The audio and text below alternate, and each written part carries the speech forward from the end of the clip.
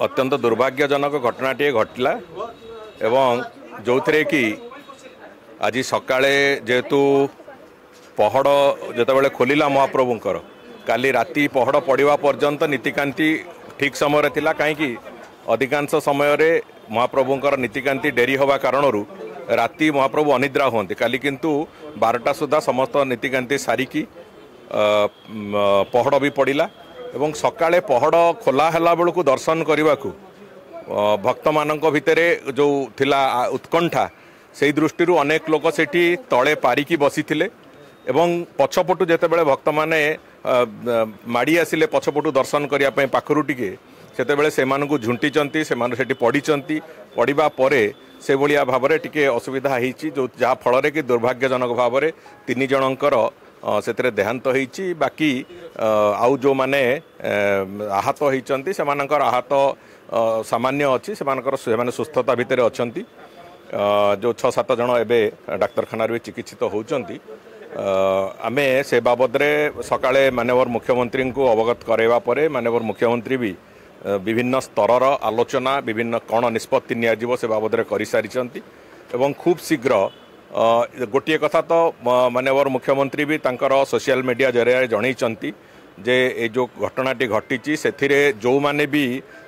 दोषी बोली जना पड़िबो किंबा प्राइमा फेसी जहाँ आसीबो से जो माने अवहेला करिसंती बोली जना पड़िबो तांको भितर कठोर कठोर कार्यानुष्ठान नियाजिबो एकता माननीय मुख्यमंत्री जनई सारिचंती एवं खूब कम समय भितर परवर्ती पदक्षेप कौन हम सरकार से बाबद भी माननीय मुख्यमंत्री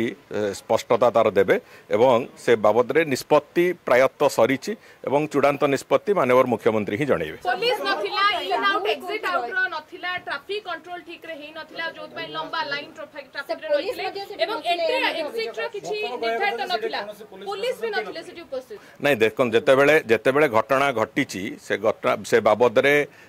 तुरंत आमे डीजी पुलिस को कहवा पर डीजी पुलिस भी जाइकी से बाबद तांकर जहाँ तर्जमा से करि सारिचंती एवं से संपूर्ण घटनाक्रम को संपूर्ण घटनाक्रम को तार जो तदंत परिसर भितर को नहीं से कथा को मुख्यमंत्री से अवगत भी कर सारी तेणुक जहाँ निष्पत्ति से बाबद हवा कथा खूब शीघ्र से निष्पत्ति उपरे स्पष्टता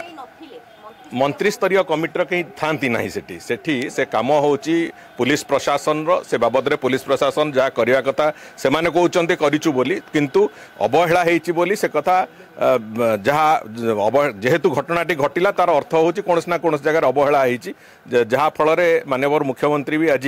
जगन्नाथ प्रेमी मानक मनरे जो कष्ट होइतिबो ताकू नेकी क्षमा प्रार्थना करचंती सरकार तरफ निजे माननीय मुख्यमंत्री क्षमा प्रार्थना करचंती आमे ए भली घटना संपूर्ण एक एक्सीडेंटाली होईची एवं सेथिरे गोटिए कथा तो स्पष्ट एथिरे अवहेलार कारण जे भी हेतांतु तांका उपरे कठोर कठोर दंड नियाजिबो बोली निष्पत्ति निया जाउची एवं से बाबद रे कोन परवर्ती पदक्षेप हबो ताकू माननीय मुख्यमंत्री तरफ खूब शीघ्र घोषणा करा।